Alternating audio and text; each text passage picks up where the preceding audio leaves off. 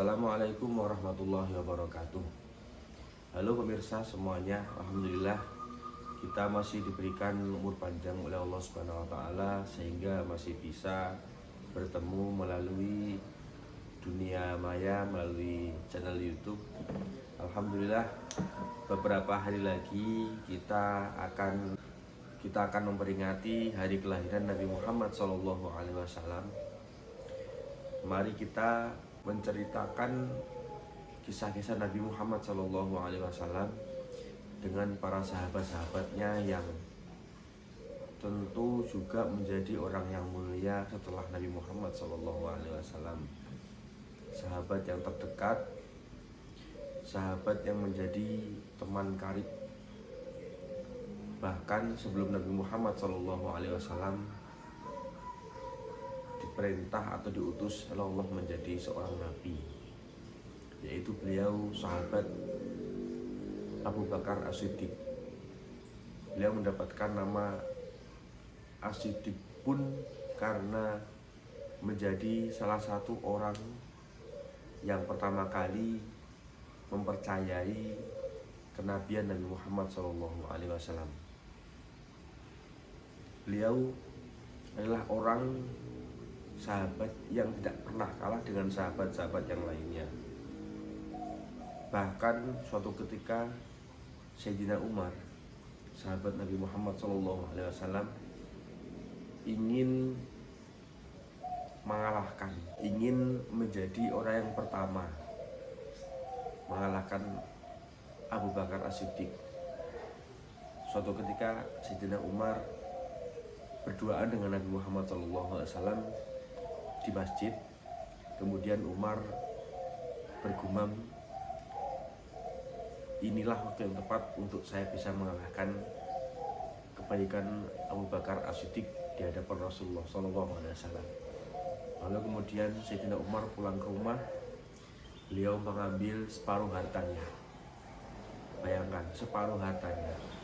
Jadi misalnya waktu itu beliau mempunyai uang 10 miliar, maka beliau mengambil cek dan menulis angka 5 miliar, dibawa kepada Rasulullah SAW, kemudian menyerahkan cek tersebut, ya, uang sebanyak 5 miliar ini kepada Nabi Muhammad SAW, digunakan untuk perjuangan Islam.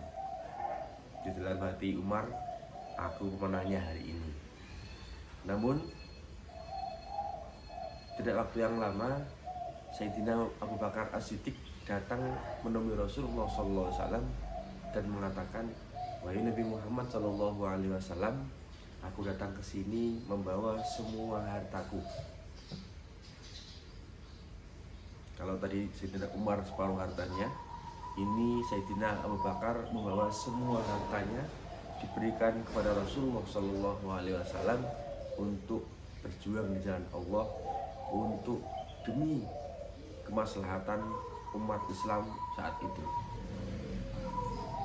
Sontak Sayyidina Umar kaget dan kemudian beliau mengatakan memang Sayyidina Abu Bakar As-Siddiq tidak bisa dilawan dalam hal kebaikan dan juga dalam hal mencintai Nabi Muhammad SAW. Dan sampai makam beliau pun berada di samping Nabi Muhammad SAW. Itu semua karena cintanya mereka, para sahabat, kepada Nabi Muhammad SAW. Lalu bagaimana dengan kita sebagai umat Nabi Muhammad SAW? Sudah berjuang apakah kita untuk Nabi Muhammad SAW dan juga untuk Allah Subhanahu wa taala melalui agama Islam ini? Baik para pemirsa, saya juga mempunyai suatu kisah yang mana kisah ini terjadi kepada seorang yang bukan Islam.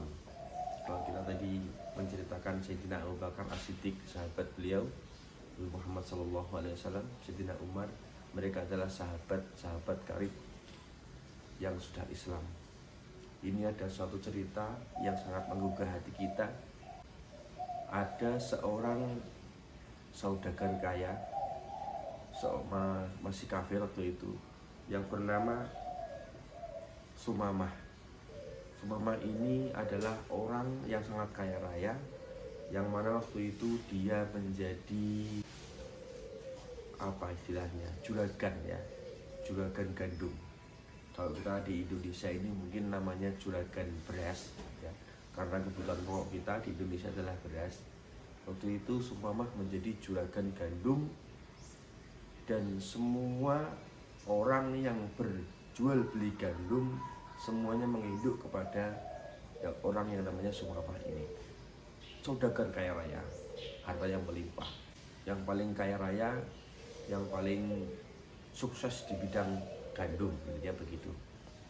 Suatu ketika terjadi perang antara kaum kafir dan juga kaum muslimin, yang pada akhirnya Sumamah ini tertangkap dan menjadi tawanan perang. Jadi Rasulullah SAW waktu itu kalau perang itu, kalau menang pasti dapat tawanan banyak.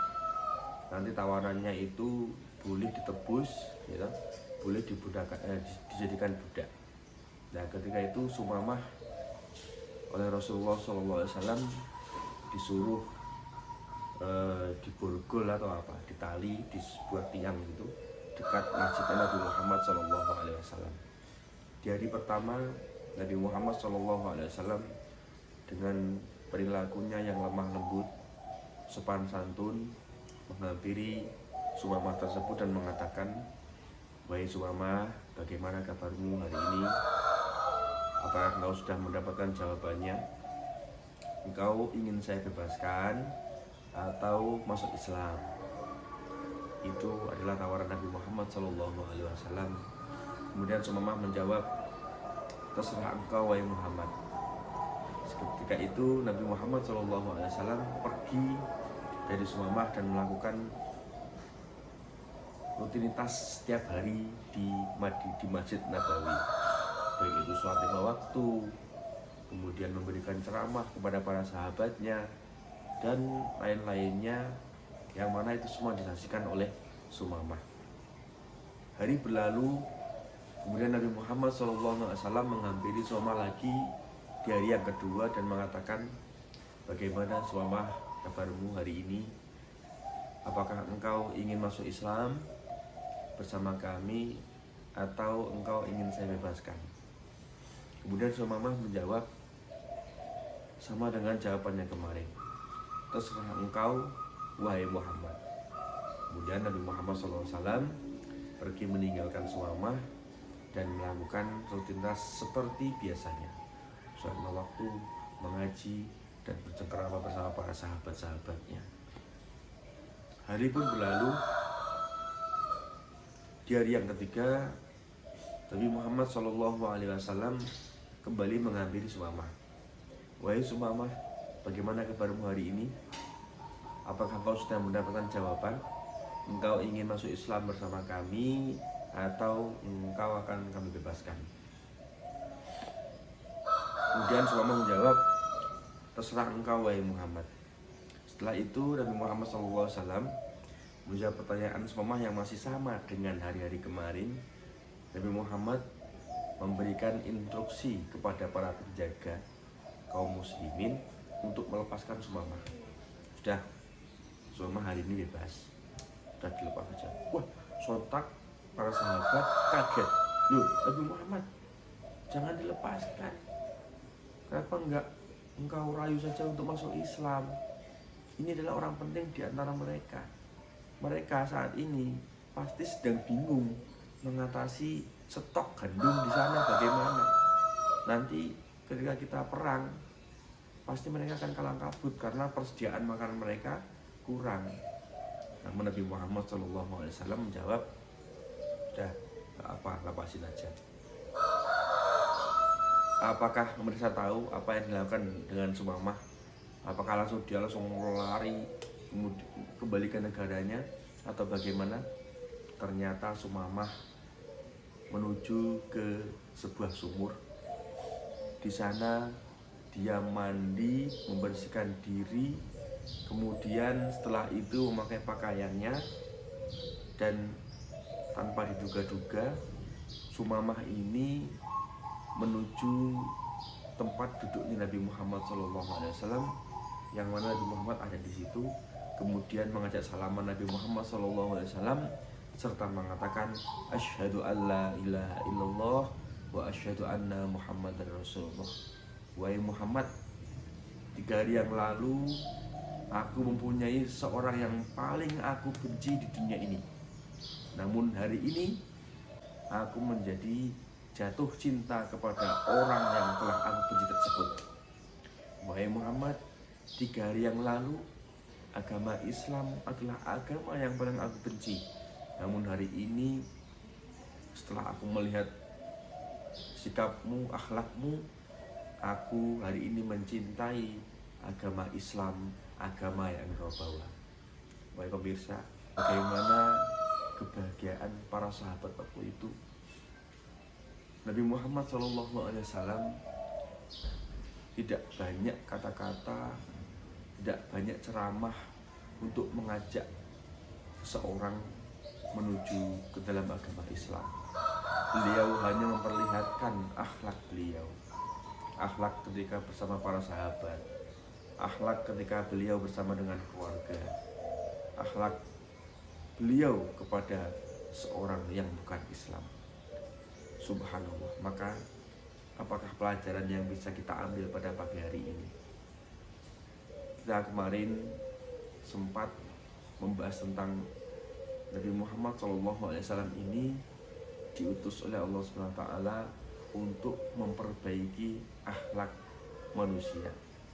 Dan inilah salah satu akhlak Rasulullah SAW yang bisa membuat orang yang awalnya sangat membenci, membuat orang yang awalnya kafir menjadi orang yang sangat mencintai Nabi Muhammad SAW, dan juga membuat orang tersebut langsung memeluk agama Islam. Hanya butuh waktu 3 hari bagi seorang Sumamah untuk menentukan arah hidupnya menuju agama Islam dengan melihat akhlak Rasulullah SAW. Mudah-mudahan setelah kita mendengarkan kisah-kisah para sahabat Nabi, kita menjadi terinspirasi, termotivasi untuk selalu memperbaiki akhlak kita kepada siapapun, yang terutama adalah akhlak kepada Allah SWT dengan kita menjalankan semua perintah-perintahnya, akhlak kepada semua manusia dengan cara kita menolong sesama, menghormati sesama, tidak pernah mencaci maki sesama manusia, dan juga akhlak kita kepada seluruh makhluk hidup, baik itu binatang maupun tumbuhan. Mudah-mudahan Allah memudahkan kita untuk menjalankan akhlak Rasulullah SAW. Amin ya rabbal alamin. Mohon maaf apabila banyak kesalahan, keliruan. Akhirul kalam, wassalamualaikum warahmatullahi wabarakatuh.